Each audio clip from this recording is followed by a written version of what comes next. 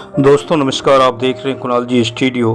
आज मैं आपके बीच फिर उपस्थित हुआ हूं एक नई खबर के साथ। जी हां, यह खबर दिल्ली होमगार्ड से जुड़ी हुई है। जैसा कि आप सबको मालूम है कि दिल्ली होमगार्ड में नई भर्ती के खिलाफ जवानों ने कोर्ट का दरवाज़ा खटखटाया था, जिसमें नई भर्ती पर रोक लगाने एवं वर्तमान जवानों की सेवा आयु 60 वर्ष तक करने की मांग की गई थी।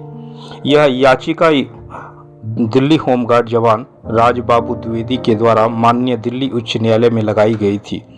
कोर्ट में 5 तारीखों की सुनवाई के बाद माननीय दिल्ली उच्च न्यायालय ने अपनी अंतिम दलील दी कि दिल्ली सरकार ने दिल्ली गृह रक्षक के 10,285 नए पद का सृजन बाकायदा दिल्ली सरकार के गजट नोटिफिकेशन के आधार पर किया है, जिसमें यह स्पष्ट कहा गया है कि दिल्ली में गृह रक्षक पद के लिए अनिवार्य शैक्षणिक योग्यता 10वीं से बढ़ाकर 12वीं कर दिया गया है एवं उम्र सीमा को 60 वर्ष से घटाकर 45 वर्ष कर दिया गया है एवं यह भर्ती सिर्फ 3 वर्षों के लिए होगी।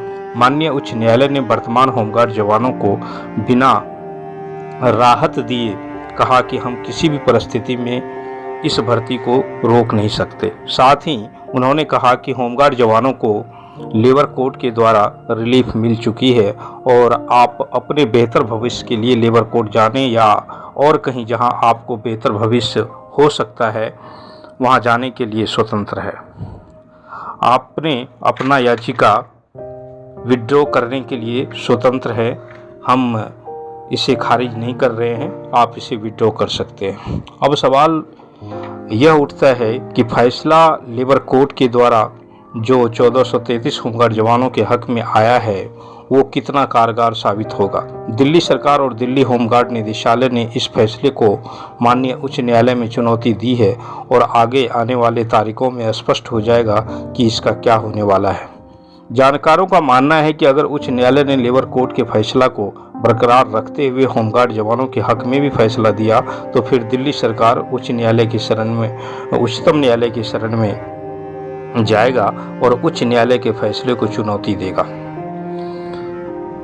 क्योंकि होमगार्ड एक्ट 1962 के अनुसार होमगार्ड एक स्वयंसेवी संस्था है एवं इसकी स्थापना एक अर्धसैनिक बल के रूप में किया गया है, जबकि लेबर कोर्ट ने यह माना है कि इसका job of nature as a worker है, इसे कर्मचारी का दर्जा मिलना चाहिए। मतलब दिल्ली होमगार्ड के जवान एक बहुत बड़ी उधेड़बुन की समस्या में फंसी है, क्या करे या ना करे।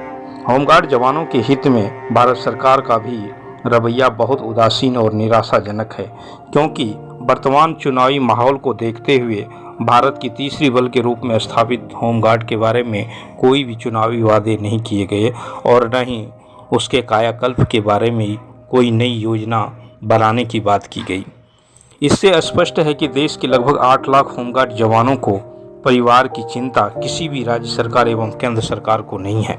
सबसे दयनीय स्थिति और खस्ता हाल दिल्ली होमगार्ड की है, जिसका सेवा अवधि 3 महीने के विस्तार के पश्चात 31 जुलाई 2024 को ख़त्म हो रही है। साथ ही आपको आगाह कर दूं कि 4 जून के बाद नई सरकार के गठन के पश्चात भर्ती प्रक्रिया भी दिल्ली होमगार्ड की शुरू हो जाएगी, क्योंकि अब इसे कोई रोक नहीं सकता।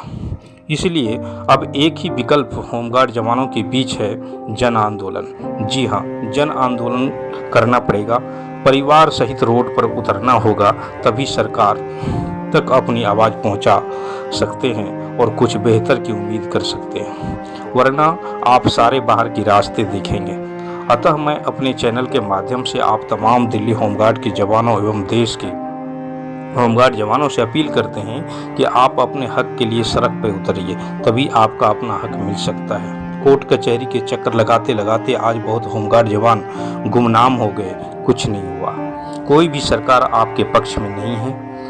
आप जागरूक बने और इस तरह की न्यूज़ और अपडेट के लिए इस चैनल को सब्सक्राइब करें और वीडियो को ज़्यादा से ज़्यादा शेयर करें, ताकि आपकी आवाज़ सरकार और देश के होमगार्ड जवानों तक पहुंच सके और आपका कुछ उद्धार हो सके। धन्यवाद।